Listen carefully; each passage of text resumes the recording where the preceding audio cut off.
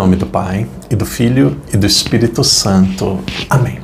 Queridos irmãos e irmãs, sejam muito bem-vindos hoje para mais um dia. Hoje é o dia de número 68º, dia 68. No dia de hoje, dois capítulos, capítulos 11 e 12 do Evangelho de São Mateus. Pai nosso que estais nos céus, santificado seja o vosso nome. Venha a nós o vosso reino, seja feita a vossa vontade, assim na terra como no céu. O pão nosso de cada dia nos dai hoje. Perdoai-nos as nossas ofensas, assim como nós perdoamos a quem nos tem ofendido. E não nos deixeis cair em tentação, mas livrai-nos do mal. Amém. Ave Maria, cheia de graça, o Senhor é convosco. Bendita sois vós entre as mulheres, e bendito é o fruto do vosso ventre, Jesus. Santa Maria, Mãe de Deus, rogai por nós, pecadores, agora e na hora de nossa morte. Amém. Glória ao Pai, ao Filho e ao Espírito Santo, como era no princípio, agora e sempre. Amém. Queridos irmãos e irmãs, hoje é o 68º dia. No dia de hoje, nós vamos meditar os capítulos 11 e 12 do Evangelho de São Mateus. Ali existe uma atenção muito especial para o começo do capítulo 11, onde vai ser apresentado a história de João Batista. Quando João Batista ele foi morto, ali é algo muito tocante. Ele questionou que Herodíades, que era casada com Filipe, de repente ela começou a ter um relacionamento com Herodes que era o rei. Ali tinha um adultério. E João Batista, ele anuncia, e depois de anunciar, ele se torna um mártir, ele é morto por causa disso. No dia de hoje, nós estávamos vendo sempre 10, aparece 10, e aí no dia de hoje nós vamos ver também 10 mistérios do reino de Deus. Nós podemos colocar esse título mesmo, 10 mistérios do reino de Deus. Aparece um termo, pessoas já perguntaram, padre, o que significa filho do homem? Antes de falar desses 10, padre, o que significa filho do homem? Várias vezes eu vejo esse termo, filho do homem. Jesus diz, o Filho do Homem veio para servir, não para ser servido. O Filho do Homem. O Filho do Homem. O que significa o Filho do Homem? Filho do Homem é uma expressão bíblica do Antigo Testamento. Claro, depois você pode procurar na sua Bíblia, vai dar muito trabalho. O padre diz aqui o texto e depois vocês vão procurar. Então, nós vamos lá para o Antigo Testamento. O padre vai ajudar vocês a memorizarem. Lá no Antigo Testamento tem um livro que tem o nome mais bonito de todos os livros do Antigo Testamento, o livro de Daniel. Então fica muito fácil de vocês memorizarem. Vão lá no livro de Daniel. Tem um número que é conhecido como número da perfeição. Qual que é o número da perfeição? O número 7. Então nós vamos para o capítulo 7. Tem um número que é dedicado ao dia de Nossa Senhora de Fátima. Qual que é o dia de Fátima? O dia de Nossa Senhora de Fátima é o dia 13. Então é muito fácil de memorizar. Livro de Daniel, capítulo 7, versículo 13. 13 e 14. Padre, para que eu vou memorizar isso? Para vocês saberem, nós compreendemos o que significa filho do homem. Então, olha, o que é filho do homem? O padre vai dar explicação, depois nós vamos no texto. Brincadeiras à parte, claro, o padre está apenas descontraindo com vocês, mas o que significa filho do homem? Primeiro significa um ato de humildade. Filho do homem, isso daqui é um sinal de humildade. Lá no Antigo Testamento diz que o filho do homem era aquele que era prometido, era o próprio Filho de Deus, era Deus que se faria gente. Então o filho do homem tem uma característica que Jesus mostra a sua humildade e que ele era o esperado de Israel. Vejam o texto, diz assim, muito interessante, muito interessante. Então, quando disser assim, filho do homem, agora a gente já sabe o que é. Filho do homem, versículo 7, capítulo 7, versículo 13, Daniel. Eu continuava, aqui é um texto apocalíptico, é uma visão que ele teve, o profeta Daniel.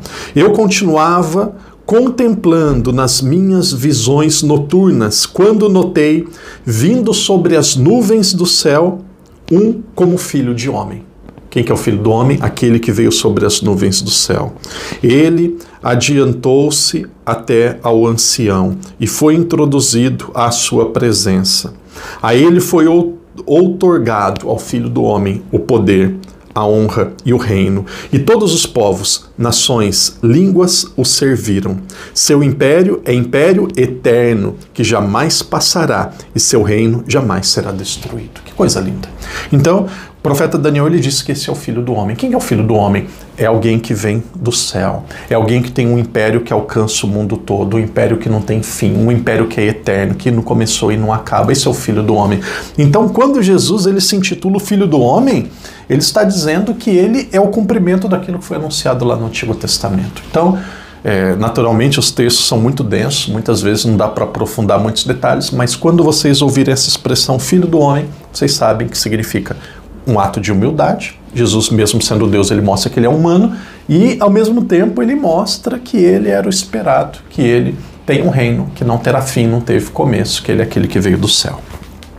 Capítulo 11 e 12, muitos autores, estudiosos, biblistas vão questionar, o padre está forçando o texto, porque o padre fica querendo ver 10 em tudo. Não é questão de forçar, isso daqui é um método para ajudar na nossa reflexão e na nossa memorização. Aqui não precisa falar, cada narração, cada discurso tem 10.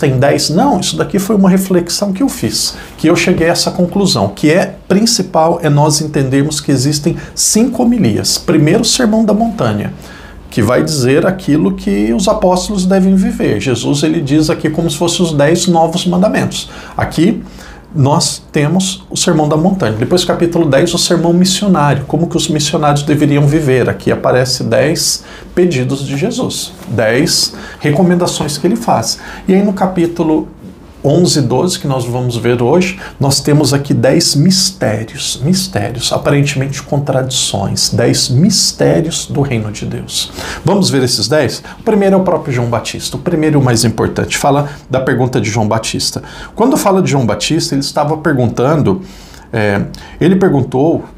pediu para perguntar se Jesus era o escolhido, se Jesus era aquele que deveria vir, se Jesus de fato era o Cristo. E aí Jesus começa a dar as suas credenciais. Diga que os surdos ouvem, diz que os mudos começam a falar, que os coxos são curados. Tudo aquilo que foi prometido no Antigo Testamento, quando o Filho do Homem, quando o Salvador viesse, iria acontecer, Jesus diz para João Batista que isso está acontecendo. João Batista conhecia a Sagrada Escritura, ele conhecia as profecias antigas, então ele sabia que se tudo aquilo que eram sinais escatológicos e do Salvador estava acontecendo, era sinal que o Salvador já estava entre eles e Jesus era o esperado. Então ele não diz sim e não, Jesus ele diz aquilo que ele estava realizando. Muito interessante. Cegos, coxos, leprosos, surdos, mortos, pobres evangelizados, todos os sinais do Antigo Testamento. E aí Jesus diz que João Batista é o maior nascido de mulher. Maior em que sentido? Cadê Nossa Senhora, padre? É que ele está dizendo dos profetas. Mas ele não é maior do que ninguém daqueles que aceitam o reino de Deus. Então, aqui é o sinal da importância, da grandiosidade de São João Batista. E tem uma passagem ainda no começo do capítulo 11, gosto muito, já meditei muito no meu tempo de formação. Ele diz assim: o reino dos céus sofre violência e os violentos irão conquistá-lo. E aí muitos vão dizer assim: padre, o reino do céu sofre violência, os violentos vão conquistá-lo, tem que ter violência. O que significa violência? Significa os perseverantes, significa os corajosos, significa aqueles que são bravos por causa de Deus. Significa aqueles que realmente abraçaram, não de forma morna, mas aqueles que são apaixonados mesmo, aqueles que amam mesmo. Tem gente fazendo grupo de estudo, tem gente que está gravando o evangelho e enviando para pessoas conhecidas, para quem não consegue ler. Tem gente que está copiando quase todas as palavras. Quem sabe um dia sair livros aí dos nossos 365 dias com a Bíblia. Tem gente que não dorme sem ler a Bíblia. Tem gente que comunga todos os dias, tem gente que não falta da missa. Então, o que é isso? Isso é violento. São violentos. Tem gente que não perdeu nenhum dia, tem gente que faz as novenas, tem gente que não deixa de rezar o texto todos os dias, tem gente que comunga todos os dias, tem gente que defende a igreja em público, tem gente que anda com camisa de santo, tem gente que põe o terço na mão. O que é isso? Isso é um violento. Não tem como ser mais claro. Então, Jesus, ele diz: desde o tempo de João Batista, nesse momento, o reino do céu sofre violência. E os violentos vão arrebatá-lo. Para mim, isso daqui é lindo. É o 11:12. 11:12, está marcado aqui de amarelo. Vamos ver? Tem coisas aqui que Vamos ver se dá para pegar? Está marcado aqui de amarelo, ó. Diz assim: desde os dias de João Batista até agora o reino do céu sofre violência e os violentos se apoderam dele. Puxa, que coisa linda. Então, exemplos aí de violentos que o padre já disse. Então, por que mistério, padre? 10 sinais de mistério do reino dos céus. Por que mistério? Porque Jesus ele disse que João Batista é um sinal de João Batista, ele é grande. João Batista estava no deserto, ele se alimentava de coisas silvestres. Agora Jesus disse que para arrebatar, para ter o reino dos céus, é preciso ser violento. O que é isso? Isso é um mistério do reino. O que é um mistério? O mistério é João Batista. A violência de São João Batista, a violência daqueles que amam e seguem o Senhor. Segundo mistério do reino, eu coloquei geração estranha. Padre, geração estranha, ele diz assim: João Batista não comia, não bebia, vivia uma vida simples, diziam que ele tinha o demônio. Veio o Filho do Homem, veio Jesus, come, bebe, participa das festas, se aproxima de todos, dizem que ele é um beberrão e um fanfarrão. Então quem não come está errado, quem come está errado também, tudo está errado. Ele diz, tocam flauta na praça e vocês não dançam. Então era uma geração extremamente insatisfeita, não estava satisfeita com nada. Quem fazia jejum estava errado, quem era sociável estava errado. Nada agradava, nada agradava. Então Jesus mostra que aquela era uma geração estranha. A gente tem que ter cuidado para não se tornar uma geração, um povo estranho. Quem que é um povo estranho? Aqueles que sempre vê só o que não tem, está extremamente insatisfeito com tudo. Veja, às vezes o padre consegue até comentar um pouco, mas normalmente é só um sobrevoo sobre os pontos principais. Depois nós temos o terceiro ponto. O que é o terceiro ponto? Jesus diz da desgraça para Corazim e Betsaida, cidades que não se converteram. Cidades que tinham recebido milagres, cidades que eram dos judeus, cidades que haviam recebido profetas, mas que não tinham se convertido. E aí Jesus diz, se fossem outras cidades que tivesse acontecido esses milagres, eles se converteriam. Então Jesus está dizendo que ele é abundante em misericórdia, abundante nas suas obras, nos seus milagres, mas aqueles que não se converterem serão cobrados por isso. Em outras palavras, a quem muito foi dado, muito será cobrado. Então ele diz sobre a desgraça que acontecerá sobre aqueles que não mudarem de vida. O quarto ponto diz sobre a oração de Jesus. Jesus é Deus. Por que mistério do reino? Porque ele é Deus, mas mesmo sendo Deus, ele reza. E aqui, esse quarto ponto, depois vocês acham na Bíblia de vocês, colocam os versículos. Que coisa linda, aqui é a oração de Jesus. Padre, como que começa a oração de Jesus? Como deve começar a nossa? Louvando a Deus. Eu te louvo, ó Pai. Eu te louvo, ó Pai. Ah, por que a coisa dá errado? Ah, por que é assim? Ah, eu preciso disso. Não. Como que Jesus começa? Ele não começa focando e centralizando nele a oração, nem nas pessoas. Ele começa focando, centralizando a oração naquele que é o motivo da nossa existência. Começa adorando a Deus. Eu te bendigo, ó Pai. Por quê? Porque ele escondeu essas coisas maiores e mais profundas dos sábios e revelou aos pequeninos. Mistério do reino, a oração de Jesus. Essa aparente contradição de esconder dos poderosos, dos sábios, dos capacitados, dos preparados e oferecer para aqueles que são mais simples. Quinta delas, para mim aqui está o centro, aqui é a parte mais bonita do texto, desses capítulos que nós estamos meditando, vai falar sobre o mestre do fardo leve. Jesus disse que ele é um mestre do fardo leve. Ele diz que aqueles que quiserem segui-lo é para tomar o seu fardo. E ele vai dar descanso para estas pessoas. Esses dois versículos, capítulo 11, versículo tanto do 28, 29, podemos pegar até esses três, 28, 29 e 30. Leia com calma, mastiga, medite. Às vezes a gente está com pressa, mastiga 5, 6 vezes, já engole. Então não é para engolir, é para meditar. Veja esse quinto mistério aqui que o padre está dizendo. Vinde a mim, todos quem? Todos que andais cansados, sob o peso do vosso fardo, e eu vos darei descanso. Poxa, eu queria parar aqui, queria dar a bênção e parar aqui. Vinde a mim todos que estáis cansados. Quantas vezes nós estamos cansados? Vinde a mim todos os que estão cansados, sob o peso do vosso fardo, e eu vos darei descanso. Tomai sobre vós o meu jugo e aprendei de mim, porque sou manso e humilde de coração, e encontrareis descanso para as vossas almas, pois o meu jugo é suave e o meu fardo é leve. Depois, se vocês quiserem, aqui são mistérios do reino, tem muitos que colocam nos comentários e enviam para os amigos, para tudo, o resumo do que o padre fala. Esses daqui são os 10 mistérios do reino, né? Coloca 1, 2, 3, coloca até os capítulos da Bíblia. Bravo, bravo, parabéns.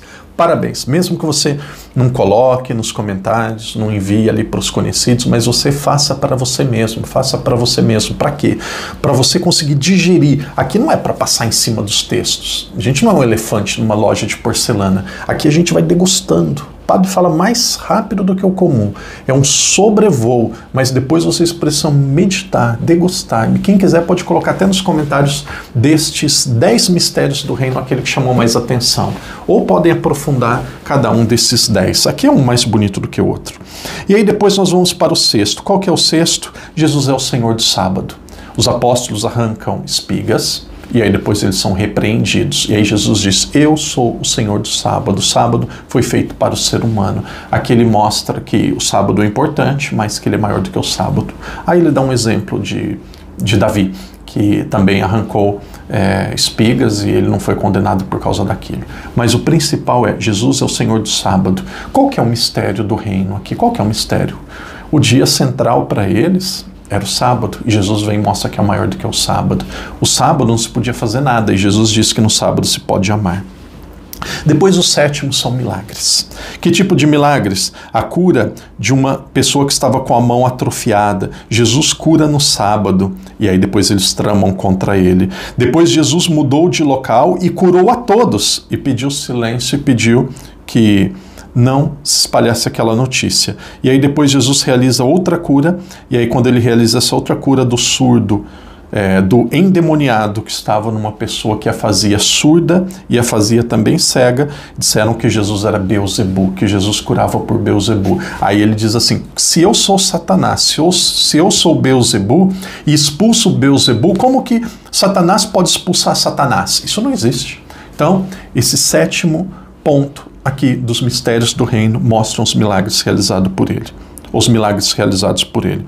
Depois nós temos o oitavo, que eu chamo de oitavo, é a ressurreição. Ele falando da ressurreição, ele diz que tinha um sinal, que era o sinal de Jonas. Jonas passou 3 dias na barriga da baleia. Jesus passaria 3 dias na terra, debaixo da terra, e ele ressuscitaria. E ele disse que não daria mais sinais. Por quê? Porque não existe sinal maior do que esse. Se não aceitam, se não acreditam, se não se convertem com esse sinal, que é o sinal da ressurreição, como que eles vão acreditar em outros sinais? Então isso daqui é o oitavo.